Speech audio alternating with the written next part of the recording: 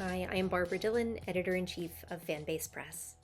Given the impact of the Eisner Awards, their importance to the comic book industry, and Fanbase Press's own mission to celebrate fandoms, we have once again launched our annual Countdown to the Eisners coverage, where we seek to highlight the Eisner Award nominations for this year and provide comic book industry members and readers alike with the opportunity to learn more about the nominees and their work. This year, we are releasing 4 videos consisting of industry professionals discussing why the Eisner Awards are personally impactful, which nominee or nominees are the most interesting to them, why the average comic book reader should take notice, and how the Eisners might evolve to match our changing industry. Thank you so much for watching.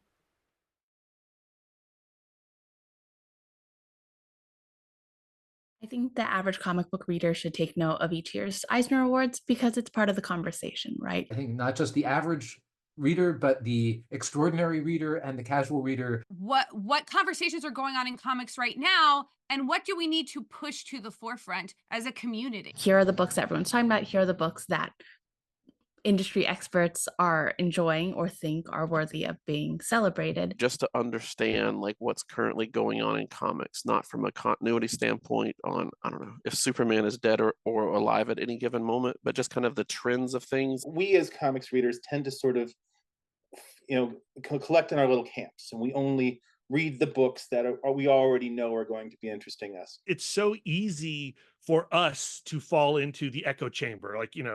I'm a Wednesday warrior. I love superhero comics. I just want to know what's going on in this newfangled ultimate universe. But there is so much happening with the medium of comics. If you have your favorites as a comics reader, just take a look down the list of what else is nominated in the category of the kind of stuff that you like, and you may discover new favorites. It is an opportunity to discover new voices. It's or at least voices who are new to you. New styles, new genres that you never considered before. It's an opportunity to branch out your reading interest, your intellectual interest. I'm always usually up to date on graphic medicine works or memoirs, but I'm often behind on superhero comics or what the latest horror thing that's catching everybody's eye is. Of course, not really my genre, but I'll occasionally pick one up. There are so many categories within the Eisners beyond even just comics. There's traditional books about comics in the Eisners, and those are often overlooked by comics fans and are usually worth reading. But so the Eisners give me a chance to see, oh, these are some highlights from the year. So if I wanted to actually catch up on what's in like the comics reader zeitgeist, I could, use the list as a way to do that. And the average reader could do that too. So the Eisners are basically the Oscars of the comic industry. It is the equivalent to like a Pulitzer or, an Academy. There's a lot of excitement around it. These nominees are a reflection of the high regard of their fellow comic creators. If they're nominated for an Eisner Award, that means that there are quite a few people who believe that they have value. This isn't everybody's favorite comics, but this is a group of experts deciding what is the best comics. The judging for it is really thoughtful, and everybody that's nominated, whether or not you win the award, is worthy of your attention, because there's all kinds of really thoughtful, great work that's being done, and sometimes not in the most obvious locations. There are tons of recommendations you can get from other fans, from friends, from professionals, but it's one thing to see that this award is based on the opinions of creators' peers, those who know what really happened behind the curtain, and they look at that and they're like, this person gets it. This person is doing it well and represents us, with the excellence that we want to be represented. But even just the general public who are looking to make a purchase for their own family, and they'll know that those books are vetted by comics professionals, librarians, and people in the know. It's actually really interesting to see people in the fandom, see some of their favorite things get nominated or what they feel is snubbed. They also recognize and acknowledge that award shows are not for everybody.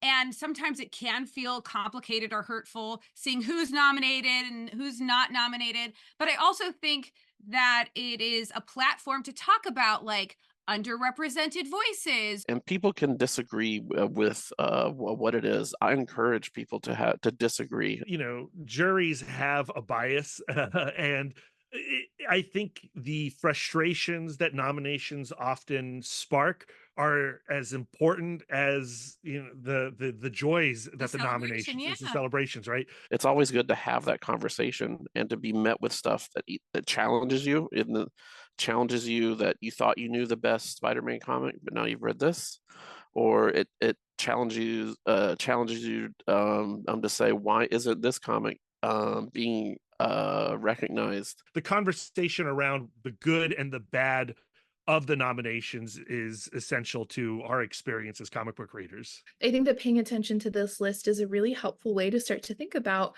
what are some of the categories and just creators in particular whose work perhaps is recognized for the first time, recognized time and time again, and how do these really give us a kind of larger library to start to build and ideally start to share with other people in our lives as well. And it helps us focus our attention and our sales technique as a retailer to the books that industry wants to promote, and in turn leads to longer customer appreciation of our product. I don't want to say it puts a kind of finger on the pulse exactly, because there's so much kind of beyond the Eisners that recognizes the vitality of the comics book space.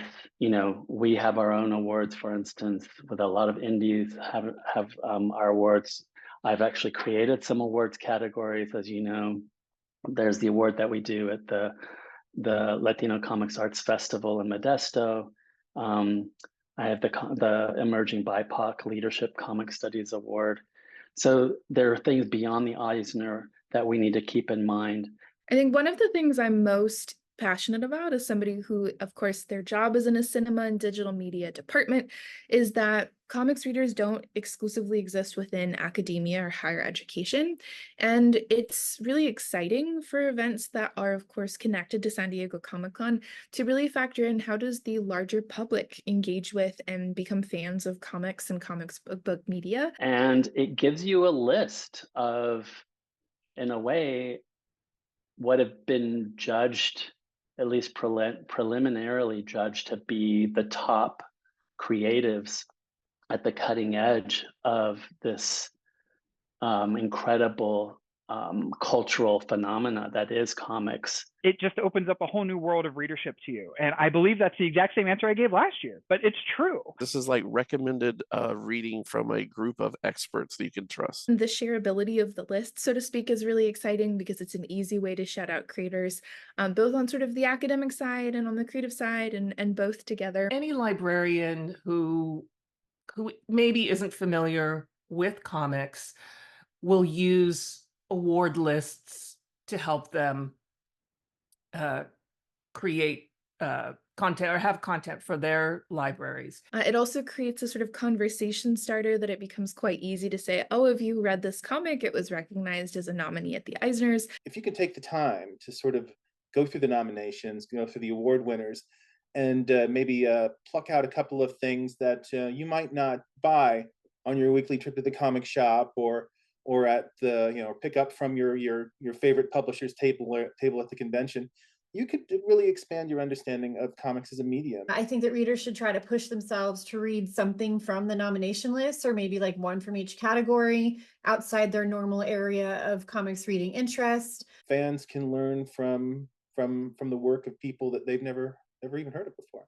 That was a huge gift that I feel like my time as a judge gave me, was that I was exposed to comics that I would probably never have known about. That's why I try to get as many of them in as I can to the library, because I think it's important that people see that these are excellent books, and to see the wide range of the kinds of comics that win these awards and get nominated. I mean, when we say that there's a comic for everyone and comics are for everyone, most of the time that list really encompasses something that you will find and enjoy, or at least come to appreciate or learn something from. And so I think that even the most casual, someone who only reads superheroes all year or only reads nonfiction all year, I think should branch out and take that opportunity. I love the fact that the Eisners bring joy to the comics industry.